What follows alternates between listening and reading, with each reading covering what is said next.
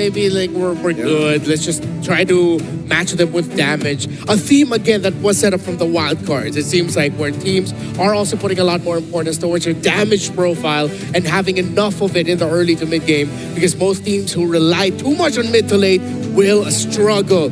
Welcome to the rematch of the MPL Malaysia Grand Finals. SRG versus CG, the first Civil War series for this day in the Swiss stage. All right, the Freya coming into play here is going to be great. Quantum Charge on it too. So Gary, you know, we've seen him play many times throughout these international tournaments as well, and he is one of the more aggressive junglers, I'd say. Sometimes it leads a little bit too aggressive, and I feel like the same thing could happen here on the Freya. It's potentially a case where you bite off a little more than you can chew, but it could also work out really well for CG Esports. And again, this is one of the highlights of best of ones, right? You can actually go ahead and kind of play into this. And we mentioned this before the draft, you know, that potential to bring out some of these cheesier picks or these niche picks, if you want to call it that.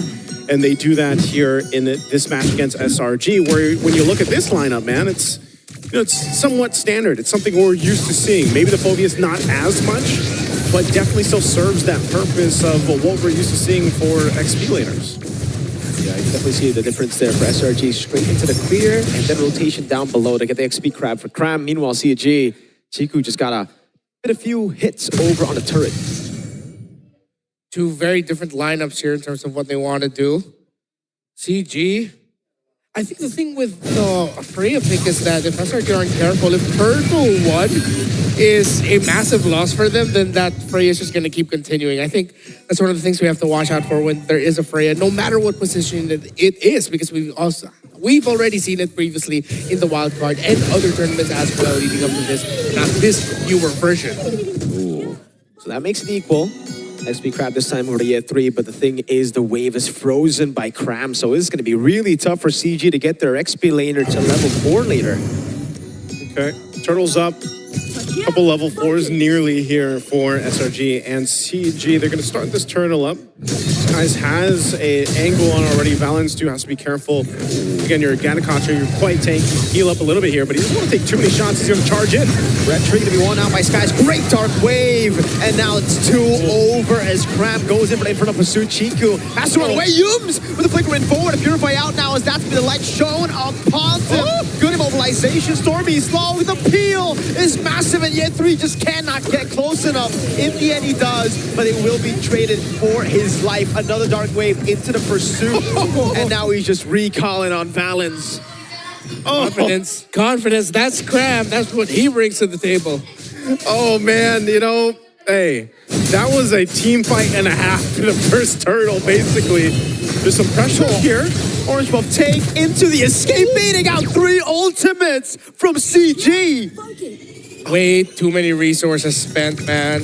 I think that first attempt by CG to try and contest that turtle with how SRG played it, with what they did to what Cram did to the minion wave at bot, freezing EF3 from hitting level 4, just made it look like an amateur approach by CG to go for that fight there. Even if Gary got that turtle, they still would have suffered massive losses in terms of the numbers. So let's see, how will CG recover with SRG playing it close to the hand? Very standard, very fundamental. That's working out very well for them. I think even if we look at CG's lineup, though, like it's still one of those lineups that needs time to go ahead and scale up. Again, Freya, we've seen a couple times already, like you guys mentioned, even in the wild card. But you know, in the hands of a jungler, and you kind of have to put yourself in this position where you're jumping into the objective pits, whether that's the turtle or later on the Lord. You're putting yourself in a very susceptible position. You know, that's something you have to kind of consider here, even in that Valkyrie form. You can see this, though. It's a very minor lead that got built up quickly for SRG, and they'll continue to kind of capitalize on that now. So I'm wondering if CG Esports wants to go ahead and contest this time. Maybe they have a better positioning in mind to deal with this turtle take, because it's going to be started up. You're going to have that swing over from SRG, and fighting for position. It looks like CG Esports wants to go for it, but it's going to be tough. It's going to be tough. Oh. Chico already getting away. Turtle in control of Yums. Better positioning overall for SRG.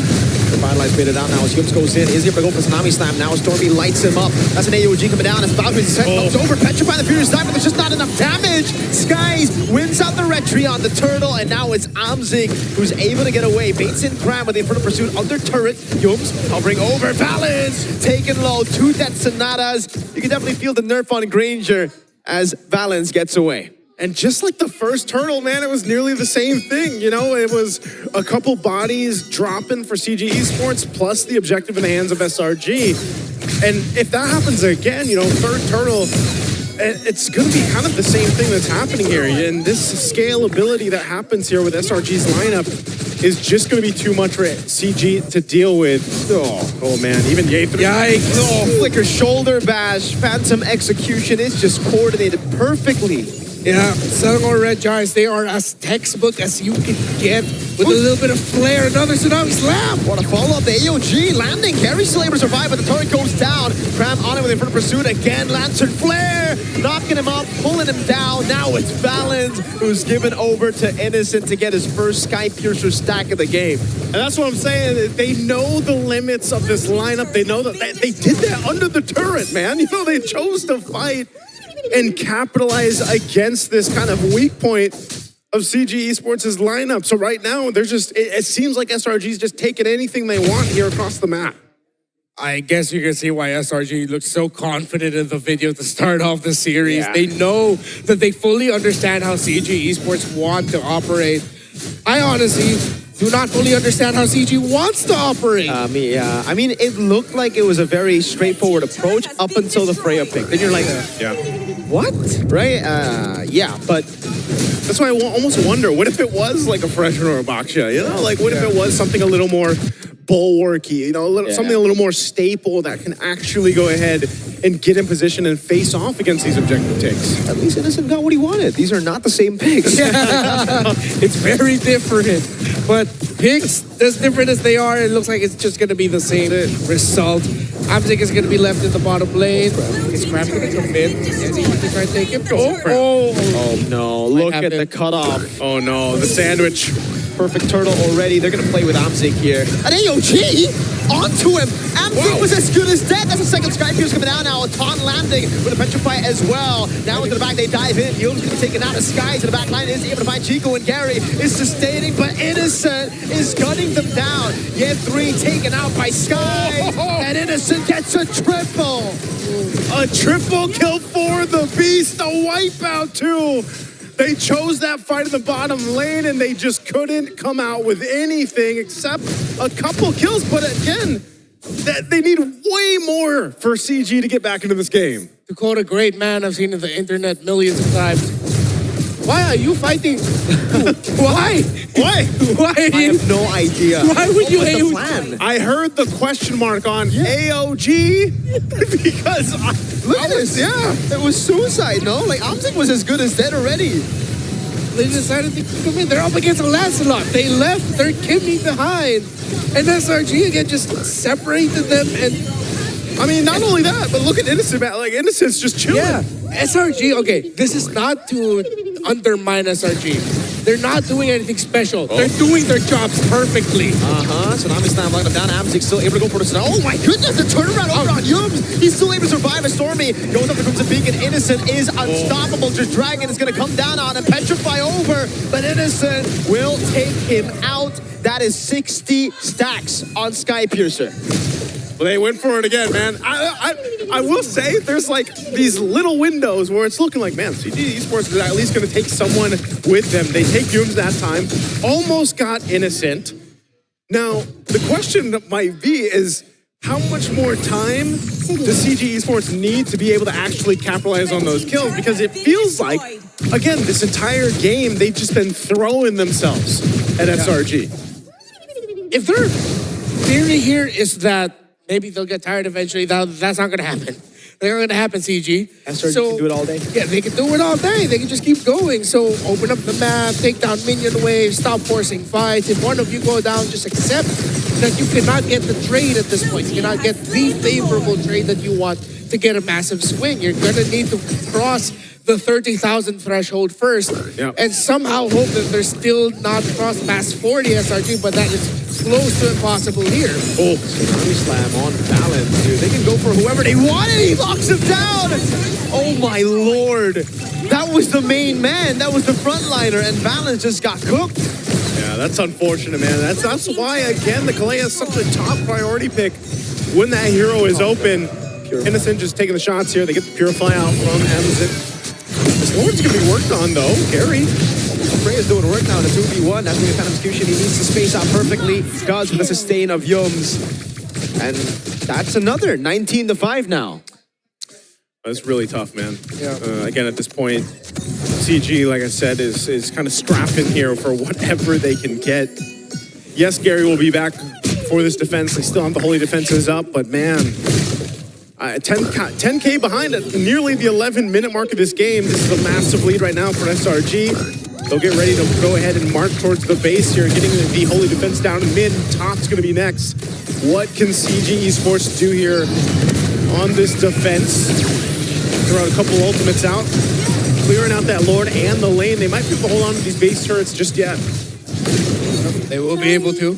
Holy defense, keeping CG's hopes of winning this game, somehow turning it on around alive. I think because items of the Harith still on the way to the Holy Crystal. Of course, Innocent's been locked in fully for a long amount of time. 10,000 gold lead, 60 stacks on the Sky Piercer, 582 and counting as well on the passive of the Granger. So to say that this is going to be a tough climb is an understatement.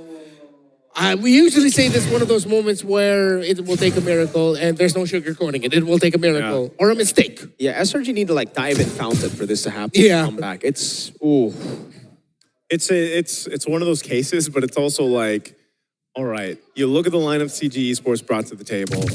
Carrie's jumping in, Yay3's jumping in, but at some point, Amzik has to be able to pop off on the Harith. And like you said, if you take a look at the items, man, he has ground to cover. Lord. Look at this, 3,000 behind right now in terms of what Innocent has in his arsenal. Yeah, that's about as cooked as it can get. But you hope that you're able to hold on. And I feel like, in a lot of situations when you're looking at a 10K deficit, that's all teams can do. And you then have to go ahead and look. Again, when you're viewing these games and you see a 10K deficit, you have to start to think, all right, what do we look at? Defense potential with this composition? Are we thinking that it's actually going to be worth or capable of defending the next Lord? Because they're most likely not going to contest that at all. They're just going to have to defend. And this lineup, unfortunately, you've basically got Valens being deleted too quickly. That's a 5,000 gold lead for Skies on Gary, dude. It just goes to show how bad this game has gone for CG Esports.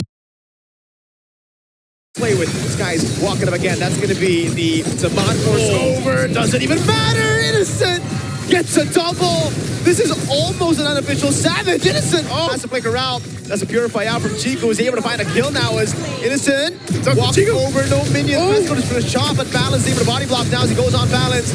It looks like they want a stat pad all the way. They don't want to go for the end just yet. They want to get a few more kills on Innocent. That's an AOG into the wave. That's Sonata. He's legendary. He's killed Balance twice in that fight. I think Innocent was like, give me one more. Give me one more before we ended it there. SRG dominant in this best of one against CG. And I would say, hey, again, on point of the talent predictions here, I think across the board, and I think even the audience, they saw this one coming, man, and hopefully CG Esports can recalibrate in their next matchup.